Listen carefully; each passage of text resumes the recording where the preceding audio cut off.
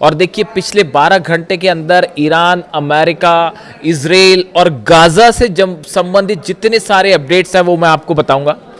देखिए एक सवाल बार बार मुझसे पूछा जा रहा है कि गजा को लेकर जो हमास और इजराइल के बीच में जो डील की खबरें हैं, डिसआर्मामेंट की खबरें हैं, इसकी हकीकत क्या है और इसके बारे में आप क्या सोचते हैं और ईरान की इसमें क्या भूमिका होगी। देखिए इस वीडियो में मैं क्या समझ पा रहा हूं इस पूरी डील को लेकर, हम इसकी चर्चा करेंगे और एक बहुत बड़ी खबर भी आपको बताएंगे। देखिए जिस तरह से डोनाल्ड ट्रंप ने ये दावे किए और सब तरफ आप देखें पूरे मिडिल ईस्ट में, यूरोप में जो है इस खबर की चर्चा है कि अब जो है हमास शांति समझौते के लिए तैयार हो गया है और अपने हथियार छोड़ने के लिए तैयार हो गया और जल्दी डील हो जाएगी। इस तरह की बात डोनाल्ड ट्रंप ने भी दावा किया है कि उन्होंने इजराइल और हमास के बीच शांति समझौता करा दिया है और हमास अपने हथियार छोड़ने को तैयार हो गया और डील के तहत गाजा में एक नया प्रशासन बनेगा और इजरायली सेना पीछे हटेगी। इस तरह की सब खबरें आपने देख ली, पिछले 24 घंटे से चल रही हैं। हालांकि मैं ये भी बताऊं आपको, इन खबरों की चर्चा इसलिए है क्योंकि ईरान ने वो मार मारी जॉर्डन में, बहरीन में, कुवैत में, सऊदी में कि अचानक से गाजा डील करना पड़ गया, वो एक अलग बात है। लेकिन अब देखिए जो खबर आ रही है उसके मुताबिक ईरान की एंट्री हो गई है गाजा में। बिल्कुल ठीक सुन रहे हैं आप, ईरान के इस पूरे अप्रोच जो है गजा को लेकर और हमास को लेकर ईरान की तरफ से बड़ी वार्निंग्स दी गई है, हमास को चेतावनी दी गई है और बल्कि सोर्सेस तो ये भी बता रहे हैं कि ईरान ने हमास को कह दिया है कि ट्रंप के साथ कोई डील मत करिए, हमास की इजराइल के साथ डील समझौता नहीं होना चाहिए। ईरान इस समझौते के पक्ष में नहीं है। तमाम अखबारों ने इस तरह से जो है इनपुट देने शुरू कर दिए हैं। अब सवाल ये है, देखिए इसको लेकर जो तमाम खबरें हैं उसको लेकर क्या चर्चाएं हैं, हम एक बार उस पर नजर डालें। ट्रंप के मुताबिक उनके बोर्ड ऑफ पीस की मध्यस्थता में हमास और गाजा के सशस्त्र संगठनों के डिसआर्मामेंट पर समझौता हुआ है। योजना यह है कि जैसे जैसे हमास हथियार छोड़ेगा वैसे वैसे इजरायली सेना गाजा से पीछे हटेगी और वहां एक नया फिलिस्तीनी प्रशासन जिम्मेदारी संभालेगा। अब ये है कि जैसे जैसे गजा जो है वो गजा में हमास अपने हथियार छोड़ने शुरू करेगा वैसे वैसे इजराइल की सेना पीछे हटेगी। अब इन सब को लेकर ईरान की तरफ से ये कहा गया है, जो एक्सियोस के हवाले से भी ये खबर है वो बताऊं मैं आपको। Senior IRGC official urged member of a Hamas delegation to reject the proposed disarmament agreement during a recent visit to Iran. Iran ने हमास से कहा है कि ये जो डिसआर्मामेंट का समझौता है इसको रिजेक्ट कर लीजिए, इसको मत मानिए। ट्रंप धोखा करेगा, नेतन्याहू धोखा करेगा। और जो ईरान डील के साथ धोखेबाजी लगातार करता रहा है अमेरिका और इजराइल, ये कहना ईरान का है, बिल्कुल वैसा ही धोखा गाजा में हमास के साथ होने जा रहा है, ये कहना है ईरान का। ईरान की तरफ से वार्निंग दी गई है कि अगर आप हथियार छोड़ लेंगे उसके बाद क्या अप्रोच होगा नेतन्याहू का, कोई नहीं जानता। क्या ये ग्रेटर इजराइल बनाने की साजिश है? ये चेतावनियां दी गई हैं ईरान की तरफ से हमास को और सावधान रहने को कहा गया है। देखिए 5 मुद्दे ऐसे हैं, अगर हम सबकी छोटे में जिक्र करें कि ये जो 5 मुद्दे हैं जहां पर ये डील क्यों फेल हो सकती है और क्यों सक्सेसफुल नहीं हो पाएगी, इसकी बड़ी वजह है। देखिए सबसे बड़ी इसकी जो वजह है, इजराइल ने अब तक इस समझौते का सार्वजनिक रूप से समर्थन नहीं किया है। देखिए इस तरह की खबरें आपने सुन ली होंगी तमाम जगह कि हमास जो है वो एक ब्रॉडर रूप से अपने हथियार छोड़ने के लिए राजी है, डिसआर्मामेंट को राजी हो गया है। इस तरह की आपने तमाम खबरें सुनी होगी, अलग अलग आई हैं। लेकिन जो इसकी समझौते की जो शर्तें हैं इसको लेके इजराइल ने अभी जो है एक हामी नहीं भरी है। यानी ये हो सकता है कि नेतन्याहू ट्रंप के प्लान से सहमति जता दें, लेकिन बात जब गाजा से सेना वापस बुलाने की होगी तो इसके लिए अभी नेतन्याहू तैयार नहीं है, इसके लिए उन्होंने कहीं हामी नहीं भरी है। आप बताइए, कहीं इजराइल ने कहा है ये बात को कि हम गाजा से सेना वापस बुलाएंगे? ये पहला मुद्दा है जिस पर यह डील फेल हो जाएगी और इसीलिए ईरान कह रहा है कि ये एक बड़ी चाल है, इस चाल में मत फंसिएगा। बात नंबर 1।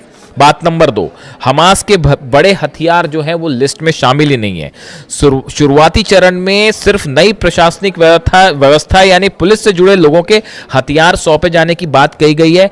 रॉकेट, एंटी टैंक मिसाइलें, भारी हथियार और हमास की सुरंगों में मौजूद हथियारों की बात अगले चरण में होगी और इन सभी को पूरी तरह से खत्म करने में 200 से 350 दिन का समय लग सकता है। यानी सबसे कठिन हिस्सा अभी शुरू भी नहीं हुआ है। यानी इसमें जो बात है हथियार रखने वाली, उसमें जो छोटे हथियार हैं उसको पहले दौर में रखने की बात है और अगले जो है 250 से 350 दिन तक, साल भर जो है वो हमास के हथियार, भारी हथियार जो हैं, रॉकेट्स हैं, मिसाइल लॉन्चर्स हैं, ये सब चीज़ें कैसे सरेंडर होगी, क्या सरेंडर होगी, ये दूसरे दौर में बात होगी। यानी डील का हिस्सा क्लियर नहीं है, वैसे ही जैसे ईरान के साथ, इसीलिए ईरान के साथ डील नहीं हो रही थी। तो वो दूसरा हिस्सा जो है, इसका दूसरा पार्ट जो है, कंडीशन जो दूसरी है वो अभी तक क्लियर नहीं है। ये दूसरा मुद्दा हो गया क्योंकि क्यों ईरान कह रहा है डील फेल हो जाएगी।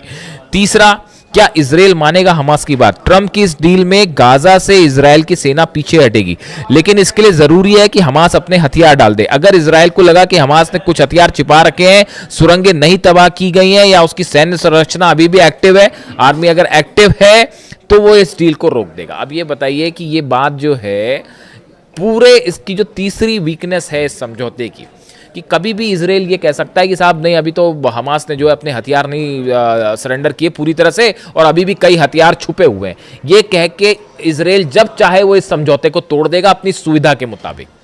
यानी आपके हथियार कम होने शुरू होंगे और उसके बाद मौका देख के वो हावी भी हो सकता है पूरे गजा पर कब्जा करने के लिए। यानी इजराइल जब चाहे वो ये कह के कि नहीं नहीं, हमास ने तो अपने पूरे हथियार नहीं सौंपे हैं और वो तो छुपे हुए हैं सुरंगों में, अब भी हम नहीं मान रहे डील को, फिर क्या करोगे आप? ये तीसरा मुद्दा है जो ईरान कह रहा है हमास को कि सावधान रहिए। चौथा मुद्दा, निगरानी कौन करेगा?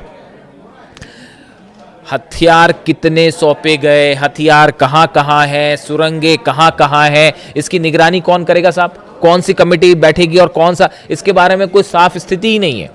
आप गजा में जाके कैसे इस बात को तय करोगे कि कहां कहां सुरंगें हैं, हमास के पास कितने हथियार हैं, क्या उन्होंने सब हथियारों की जानकारी दी? इसकी निगरानी कौन करेगा? ये कौन बताएगा? और इसके बारे में फैसला कौन करेगा? नेतन्याहू करेंगे या हमास अपनी तरफ से कहेगा और मान जाएंगे, या यूनाइटेड नेशंस आएगा, या कोई बोर्ड कमेटी आएगी तो उसके सदस्य अंदर जाए? ये बिल्कुल वैसा ही है जैसे आप कह रहे हो कि साहब ईरान के पास यूरेनियम है, आप कैसा पता लगाओगे कि 450 किलो यूरेनियम है कि जो है वो 1000 किलो यूरेनियम है, और वो कहां पर है? पिकेक्स माउंटेन के नीचे है, बुशर में है कि वो जो है नतांज में है? कैसे पता चलेगा? ये बिल्कुल वैसी स्थिति है जैसे ईरान की डील, जो कि इसीलिए मैं आपको पहले दिन से कह रहा था ईरान अमेरिका के बीच कोई डील विल नहीं हो सकती, फाड़ के फेंक दीजिए इस एमओयू को। बिना सिर पैर का एमओयू था, इससे अच्छा एमओयू तो हमारे हिंदुस्तान की यूनिवर्सिटी के बच्चे बनाते हैं, इससे अच्छा एमओयू।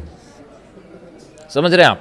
तो ये जो है बिल्कुल वैसी तरह ये जो हमास वाली डील, ये एक हवाई मामला है जो कल से इसीलिए सामने लाया गया क्योंकि आप जो है जॉर्डन में पिट रहे थे, बहरीन में पिट रहे थे और कुवैत में पिट रहे थे और इजिप्ट पे बड़े हमला हो गए थे। तो डोनाल्ड ट्रंप, ईरान के दावे हैं कि बड़ा नुकसान पहुंचा दिया अमेरिकी सेना को, तो फोकस अचानक से ये हो गया था इस तो, और हो गया था उसको ध्यान हटाने के लिए मामला अचानक से जो है वो गजा और डील शुरू हो गया मामला।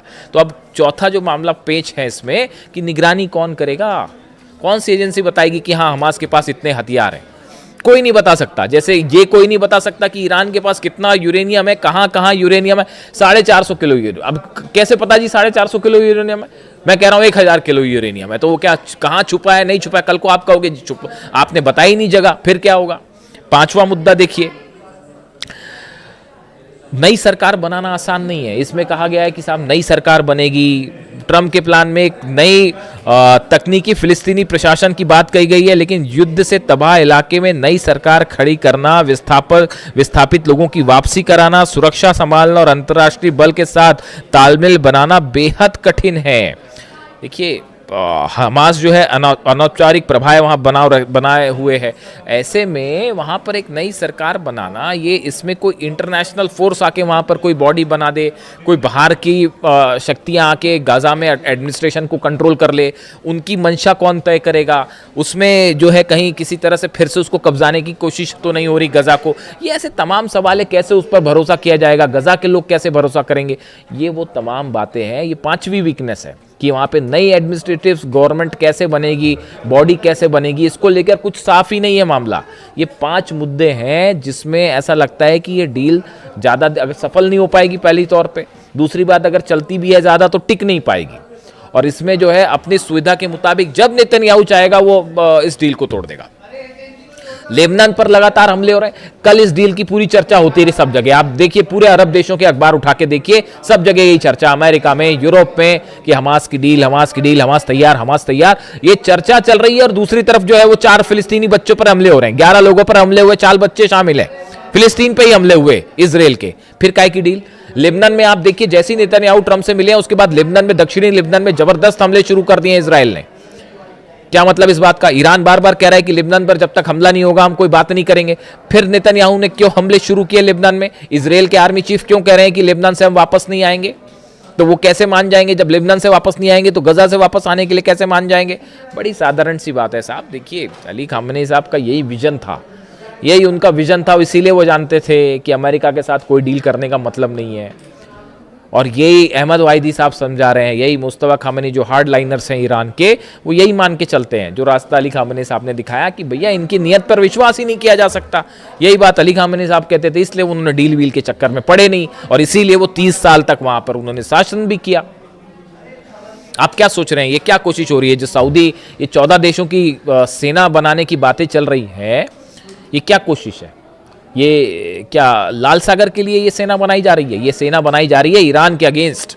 देखिए अगर इस तरह की कोई बात वाकई आगे बढ़ गई, हालांकि मेरे को डाउट है इस बात का कि ये सेना भी बन पाएगी, है ना, वो सेना भी बन पाएगी, ये भी बड़ा मुश्किल मामला है। लेकिन अगर बन भी जाती है तो इसका जो मकसद है वो ईरान के खिलाफ है। सऊदी और ईरान को आपस में भिड़ाना, फूट डालो राज करो अंग्रेज जो करते थे, यही कई एक्सपर्ट मानते हैं कि अंग्रेजों ने हिंदुस्तान में जो फूट डालो राज करो की नीति अपनाई, वही अमेरिका पूरे मिडिल ईस्ट में करता है। कि खुद तो देखिए आप हरा नहीं पाए ईरान को, ईरान भारी पड़ गया, सब मिल मुला के भी जो है कुछ नहीं कर पाए ईरान का। ठीक है, कैजुअलिटी हुई है, भयंकर नुकसान हुआ है, ईरान ने उसकी कीमत चुकाई है, अपनी स्वतंत्रता, अपनी आज़ादी, अपने आत्मसम्मान की कीमत अपना खून देकर चुकाई है ईरान ने। अली खामेनी साहब ने शहीद होना पसंद था, उनको झुकना पसंद नहीं था। ये उनका ईरान है, ये ईरान का डीएनए, और ये ईरान इससे कभी नहीं हटेगा, आप चाहे कुछ कर लीजिए। विदेश नीति में अमेरिका हारा है, ट्रंप हारा है, ईरान, अमेरिका की सेना हारी है। अब इसमें तमाम दुनिया भर के एक्सपर्ट्स अब ये मान के चल चुके हैं, अमेरिका के सीनेटर, कांग्रेसमैन खुद ये मान के चल चुके हैं कि ईरान मिशन फेल हो गया, कुछ नहीं कर पाया आप वहां पे। तो अब क्या तरीका है? तो अब तरीका यह है कि अरब को ईरान से लड़ा दो, ये सब देशों को ईरान के खिलाफ कर दो। और शायद एक चर्चा हुई है नेतन्याहू और ट्रंप की मुलाकात में, एक बड़ा प्लान तैयार हुआ है। अब जितनी घटनाक्रम होगा वो उस बड़े प्लान के तहत होगा कि गजा का क्या किया जाए, लेबनान का क्या किया जाए, कैसे सऊदी और ईरान के बीच में जंग करवा दी जाए, कौन से देश की क्या भूमिका होगी। तो ये बड़ी सारी चीज़ें हैं जो एक बड़े प्लान का हिस्सा है। और इसीलिए ईरान ये कह रहा है हमास से, उसने ऑलरेडी हमास को ये सब चीज़ें बता दी हैं कि भाई देखिए ऐसा है, ये डील के को लेकर सावधान रहना, जो भी आप फैसला करें वो करिए, लेकिन इस बात के लिए तैयार रहे कि कभी भी आपको धोखा मिल सकता है। और इसीलिए हमास भी अपने भारी हथियारों को लेकर, वो क्रम में, स्टेज में चीज़ है, ऐसा नहीं कि एकदम से हथियार हम रख देंगे तो पहले पुलिस लेवल वाले हथियार छोड़े जाएंगे, फिर भारी हथियार, पहले भारी हथियार क्या छोड़े जाएंगे, हैं कहाँ, पहले इसका तो पता चल जाए साहब, कितनी टनल्स हैं, कितने हथियार हैं, कुछ पता है? नहीं पता। तो इसीलिए ईरान कह रहा है हमास से कि डोनाल्ड ट्रंप पर और नेतन्याहू पर विश्वास करने की ज़रूरत नहीं है। ऐसी खबरें तमाम जगह से अपडेट है। चूँकि मुझसे बार बार इस बात को लेकर सवाल हो रहे थे, गज़ा में देखिए लगातार हमले अभी भी जारी हैं, और वहाँ पर जो हालात हैं, छोटे छोटे बच्चे हैं वहाँ पर जिनके पास, स्कूल तो बड़ी दूर की बात हो गई, खाने के लिए खाना नहीं है, पीने के लिए साफ़ पानी नहीं है। तो ये बहुत बड़ा जो है अत्याचार है ये। और ऐसे हालात में हर कोई ये चाहता है कि गज़ा में शांति हो, वहाँ के बच्चों का भविष्य सुरक्षित किया जाए। अली खामेनी साहब भी यही चाहते थे, हर कोई यही चाहेगा, समझदार व्यक्ति, हर समझदार व्यक्ति यही चाहेगा। लेकिन अगर डील के नाम पर धोखा होगा पीछे, तो ये बातें सामने रखनी भी ज़रूरी है। मुझसे चूंकि सवाल हुए थे तो इसलिए अपनी बात यहाँ रखना ज़रूरी था। वीडियो कैसा लगा कमेंट करके ज़रूर बताइए। Thank you so much.